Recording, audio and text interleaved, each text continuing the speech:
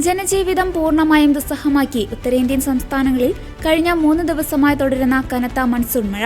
ഹിമാചൽ പ്രദേശ്, ഉത്തരാഖണ്ഡ്, ജമ്മുകശ്മീർ, മഹാരാഷ്ട്ര എന്നീ സംസ്ഥാനങ്ങളിലാണ് കാലവർഷം കനത്ത നാശം വിതയ്ക്കുന്നത്. ഹിമാചലിലും ജമ്മുകശ്മീരിലും മേഘവിസ്ഫോടനത്തെ തുടർന്ന് മിന്നൽ പ്രളയമുണ്ടായി. ഹിമാചൽ പ്രദേശിലെ കുളുവിലുള്ള ഗർഷ താഴ്വരയിലാണ് കഴിഞ്ഞ രാത്രിയിൽ അതിശക്തമായ മേഘവിസ്ഫോടനം ഉണ്ടായത്.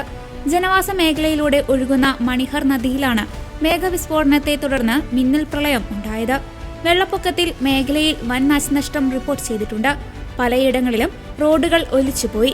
ദുരന്തത്തിൽ 14 വയസ്സുള്ള ഒരു കുട്ടിക്ക് ജീവൻ നഷ്ടമായതായി പ്രാദേശിക അധികൃതരെ ഉദ്ധരിച്ചുള്ള പ്രാഥമിക വിവരങ്ങളും പുറത്തുവരുന്നുണ്ട്. ദുരന്തബാധിത പ്രദേശങ്ങളിൽ നിലവിൽ യുദ്ധകാലാടിസ്ഥാനത്തിൽ രക്ഷാപ്രവർത്തനം ആരംഭിച്ചിട്ടുണ്ട്. മഴക്കെടുതി വിലയിരുത്താൻ ഹിമാചൽ പ്രദേശിൽ മന്ത്രി വിക്രമാദിത്യ സിംഗിന്റെ നേതൃത്വത്തിൽ ഉന്നതതല അവലോകന യോഗം ചേർന്നു.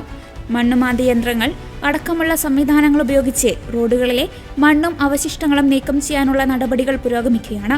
മഹാരാഷ്ട്രയിലും കഴിഞ്ഞ ഒരാഴ്ചയായി തുടരുന്ന പെരുമഴയിൽ വൻ നാശനഷ്ടമാണുണ്ടായത്. തലസ്ഥാനമായ മുംബൈയിൽ നിലവിൽ റെഡ് അലർട്ട് തുടരുകയാണ്. വരും ദിവസങ്ങളിലും ഉത്തരേന്ത്യയിലുടനീളം ശക്തമായ മഴ തുടരുമെന്നാണ് കാലാവസ്ഥാ നിരീക്ഷണ കേന്ദ്രത്തിന്റെ മുന്നറിയിപ്പ്.